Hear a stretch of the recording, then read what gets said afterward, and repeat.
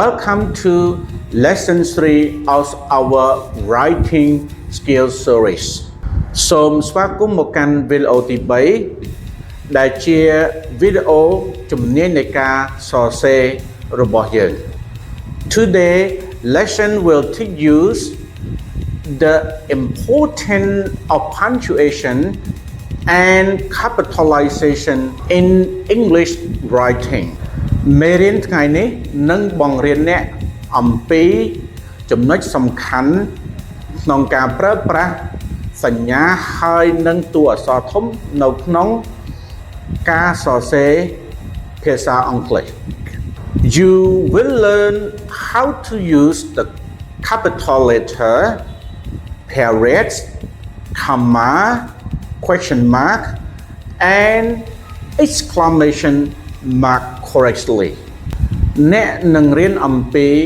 ការប្រើប្រាស់តួអក្សរធំសញ្ញាខណ្ឌសញ្ញាក្បៀសសញ្ញាសួរ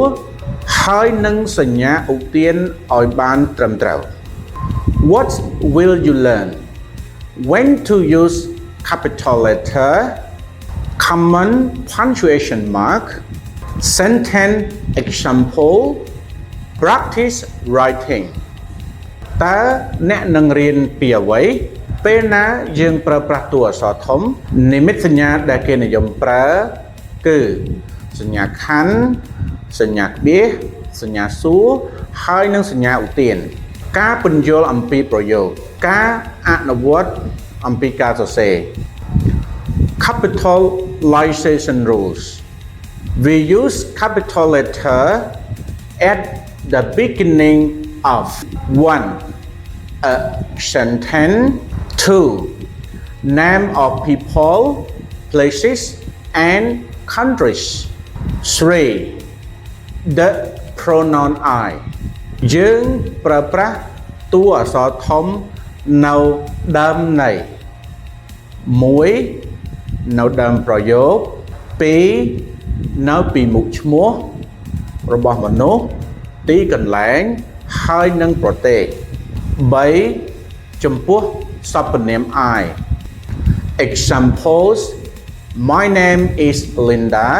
He live in Cambodia I am a student ឧទាហរណ៍ឈ្មោះរបស់ខ្ញុំគឺ Linda គាត់រស់នៅក្នុងប្រទេសកម្ពុជាខ្ញុំជាសិស្ស Common punctuation mark Period used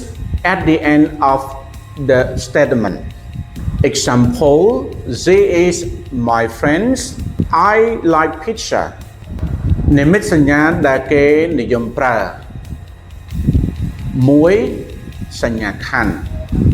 យើងប្រើសញ្ញាខណ្ឌនៅចុងបញ្ចប់ប្រយោគស្របឧទាហរណ៍នាងជាមិត្តភក្តិរបស់ខ្ញុំចូលចិត្ត pizza Question mark we use at the end of the question Example What's your name? Are you okay? B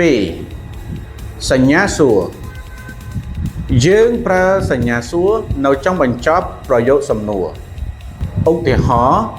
តើអ្នកឈ្មោះអ្វីតើអ្នកមិនមានបញ្ហាទេឬ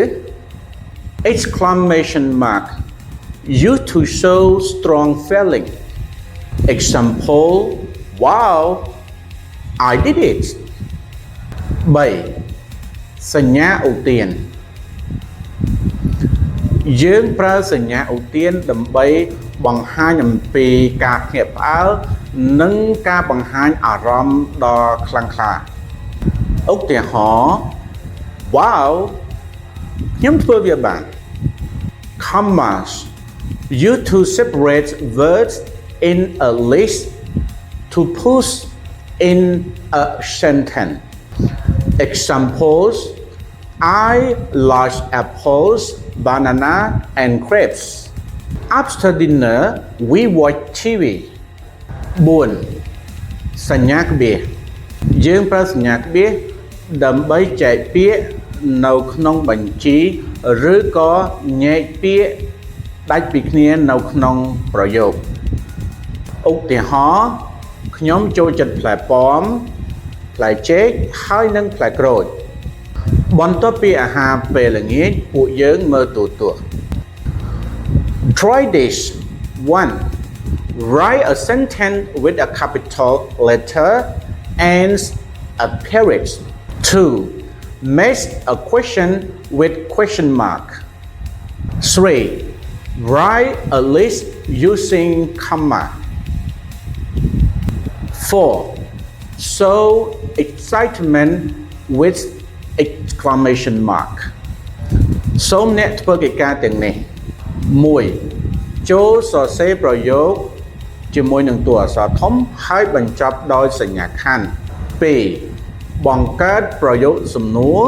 ជាមួយនឹងសញ្ញាសួរ 3. សរសេរពាក្យនៅក្នុងបញ្ជីដោយប្រើសញ្ញា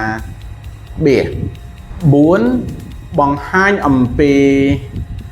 ភាពសប្បាយរីករាយដោយប្រើសញ្ញាឧទាន សូមចុច like វីដេអូនេះប្រសិនបើវាមានប្រយោជន៍ដល់អ្នក